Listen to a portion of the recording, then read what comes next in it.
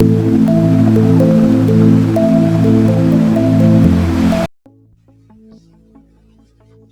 el tema que vamos a hablar en esta oportunidad tiene que ver con una pequeña meditación acerca de la Biblia y tiene que ver básicamente con qué es la verdad, porque existe en el mundo mucha confusión en cuanto a este tema, especialmente con la cantidad y diversidad de iglesias que existen en el mundo y cada una con su propia explicación de lo que es la verdad.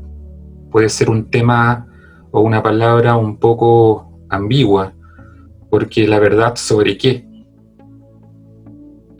En este momento no queremos hablar sobre verdades científicas o verdades filosóficas o verdades políticas, sino que vamos a hablar sobre la verdad que nos quiere compartir las escrituras. Y en este sentido podemos recordar una escena muy especial, que es cuando Jesús se enfrenta a Pilato, cuando estaba siendo enjuiciado, ¿no es así? Y si ustedes, por ejemplo, buscan en la escritura, allí en Juan capítulo 18, versículo 38, les quiero leer una cita que dice: le dijo Pilato, ¿qué es la verdad? ¿No es así? Bueno, tal vez Pilato no quería saber el argumento del Señor Jesús. Muy posiblemente no le interesaba saber qué era lo que Jesús realmente le iba a decir, pero bueno, Jesús no mencionó nada acerca de esto, y Pilato tampoco aparentemente le dio la oportunidad, porque más adelante en el verso dice: y cuando hubo dicho esto, salió otra vez a los judíos y les dijo: yo no hallo en él ningún delito. Entendiendo esto, es que podemos ver otros ejemplos que nos muestran a nosotros un principio. Este principio es que Dios exige que le adoremos de una manera correcta. Y podemos mirar un ejemplo acá puntual. Es el ejemplo de Caín y Abel. Ellos ofrecieron dos sacrificios diferentes, pero ¿quién resultó ser aprobado por Dios, o por Jehová, o por Yahvé, o por nuestro Padre Celestial? El de Abel fue aceptado. ¿Y qué trajo como consecuencia esto? Un homicidio. ¿No es así? ¿Qué le dijo el Señor a Caín? Por ejemplo, en Génesis 4, verso 7, si bien hicieres, no serás enaltecido, y si no hicieres bien, el pecado está a la puerta, con todo esto a ti será su deseo, y tú te enseñorearás de él. Entonces, acá vemos que reprende Dios a Caín por su sacrificio inaceptable. Entonces, sí aceptó el sacrificio de Abel. Y esto muestra que hay una forma correcta de acercarse al Creador, ¿ya? No de la forma como tal vez nosotros pensemos. Más adelante vemos el tema de los 10 mandamientos, ¿ya? Que lo recordamos, ¿no es así? Aquí a Moisés, con las tablas de la ley. ¿Y qué le dijo Jehová a Moisés o al pueblo en aquel tiempo? Lo que está registrado en Éxodo capítulo 20, verso 3 al 5. No tendrás dioses ajenos delante de mí, no te harás imagen ni ninguna semejanza de lo que esté arriba en el cielo, ni abajo en la tierra, ni las aguas debajo de la tierra, ni en las aguas debajo de la tierra. No te inclinarás a ellas, ni las honrarás, porque yo soy Jehová tu Dios, fuerte, celoso. Entonces, lo primero que ordena Dios es la eliminación de todo objeto de culto delante de él, ¿ya? Y además prohíbe las imágenes. Ahora, los israelitas se prostituyeron con idolatría, ¿ya?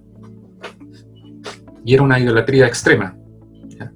Primero tenemos la idolatría de los dioses paganos como Baal y Moloch. Y también tenemos los dioses falsos como el becerro de oro, que también los judíos lo hicieron en aquella oportunidad. Entonces, viendo esto, que Dios detesta el uso de imágenes, lo podemos ver en nuestra época, también en las religiones de la actualidad.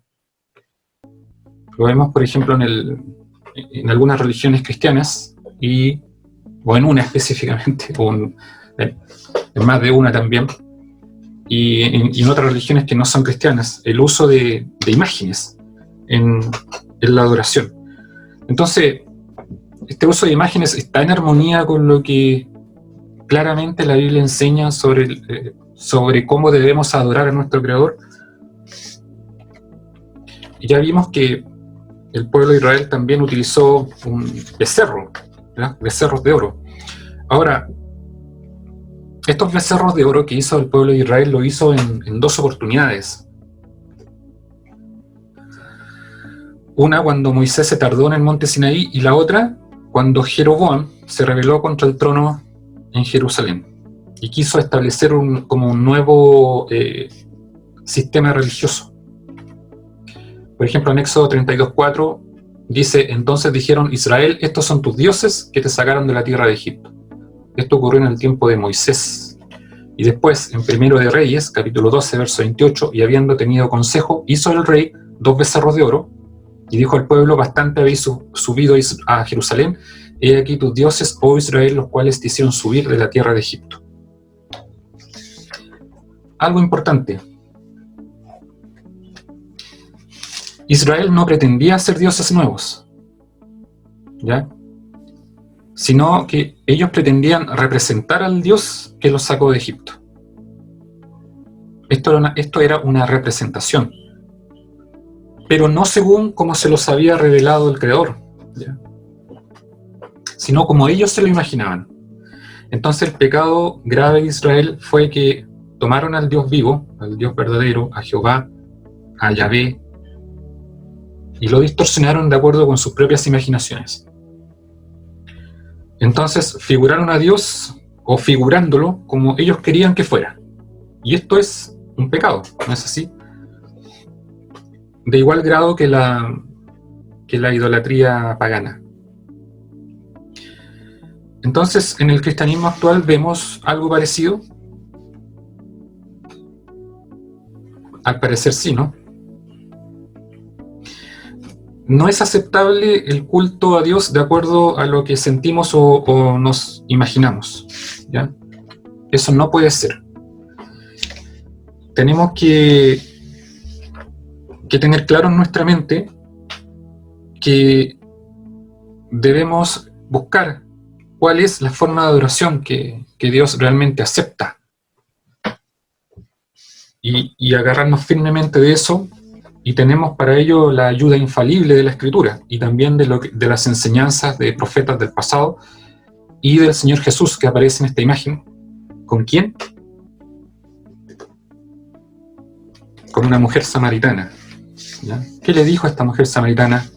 En Juan capítulo 4, verso 24. Le dijo: Dios es espíritu, y los que le adoran en espíritu y en verdad es necesario que adoren.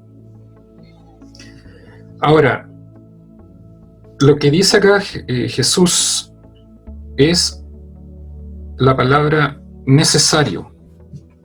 O sea, no es suficiente, o sea, no es algo bueno, no es algo recomendable, mira, esto es lo que yo creo. No, Jesús fue claro y dijo: es necesario que adoremos a Dios en base a lo que Él demanda, en base a lo verdadero.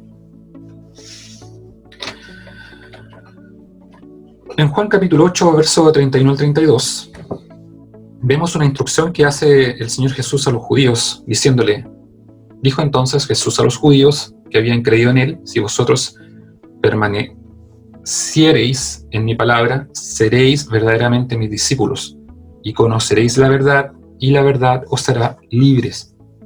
¿Pero libres de qué? ¿De qué nos hace libres? La verdad. Del pecado.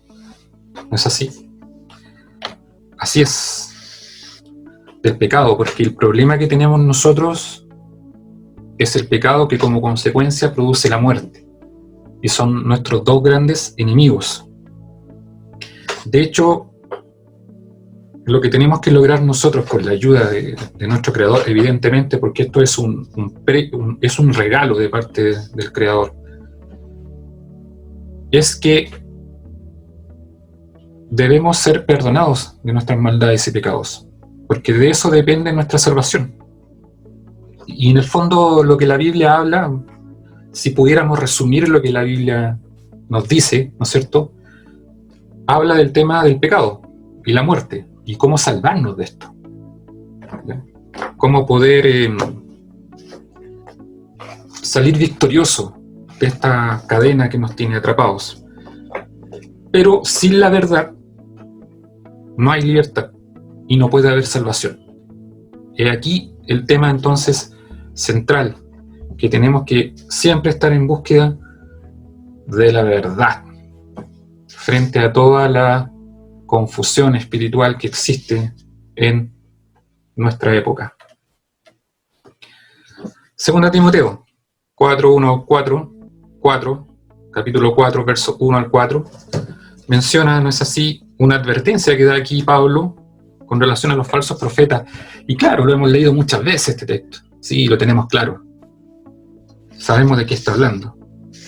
Porque Pablo dice: te encarezco delante de Dios y del Señor Jesucristo, que juzgará a los vivos y a los muertos en su manifestación y en su reino, que prediques la palabra, que instes a tiempo y fuera de tiempo, redarguye, reprende, exhorta, con toda paciencia y doctrina, porque vendrá tiempo cuando no sufrirán la sana doctrina, sino que teniendo comezón de oír, se amontonarán maestros conforme a sus propias concupiscencias, y apartarán de la verdad el oído, y se volverán a las fábulas. ¿Pero fue solamente Pablo el que dijo esto? No, porque Pedro también.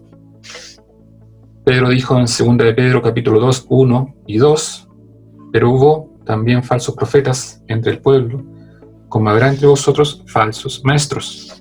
¿Y qué van a hacer? Introducir encubiertamente herejías destructoras, y aún negarán al Señor que los rescató, atrayendo sobre sí mismos destrucción repentina, y muchos seguirán sus disoluciones, por causa de los cuales el camino de la verdad será blasfemado. Bueno, podemos multiplicar varios pasajes más que hablan sobre este tipo de temas. ¿Qué podemos aprender de estos textos? Dos cosas importantes. Primero, que se advierte y se asegura que la mentira va a entrar a la iglesia. Y segundo, que respecto a esta mentira se usa un vocabulario muy drástico. Y podemos ver que para el Señor esto es un asunto muy serio. A la vista de Dios es crítico, no es así, que podamos entender su mensaje de forma correcta y tener un entendimiento correcto de la Biblia, no un entendimiento abreviado o incompleto. Entonces vemos que la pregunta sigue allí pendiente. Bueno, ¿qué es la verdad? ¿Y cómo podemos descubrirla? Habiendo tanta iglesia y tanto mensaje, ¿cómo podemos descubrir la verdad? Bueno, estudiando la Biblia, leyéndola, meditándola. Ya Pablo dijo en 2 Timoteo capítulo 3, versos 15 al 17, toda escritura es inspirada por Dios. Entonces la lectura, el estudio constante, la oración ferviente y un entendimiento, podremos o podremos alcanzar la verdad. Y esto es lo que demanda Dios que hagamos, porque es fundamental para nuestra salvación. Leer la Biblia, ¿no es cierto? Estudiarla, meditarla. Y bueno, la Iglesia Cristiana evidentemente tiene una interpretación de la Biblia basada en un entendimiento, ¿no es cierto? Y en eso todos estamos de acuerdo de que lo fundamental es buscar la verdad constantemente y descartar aquellas herejías que muchas veces muchas iglesias siguen enseñando, ¿no es así?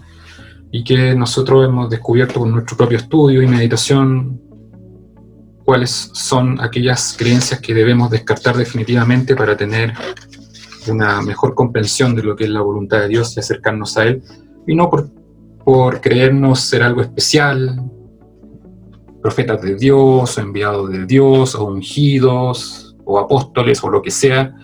Nada de eso, simplemente usando nuestra capacidad de pensar, nuestro raciocinio, y de esa forma, con la ayuda también del Creador, poder llegar a una comprensión lo más correcto y exacto posible, en armonía con la voluntad de Dios. Dicho eso, espero que le haya sido de mucho provecho esta información para sus vidas espirituales.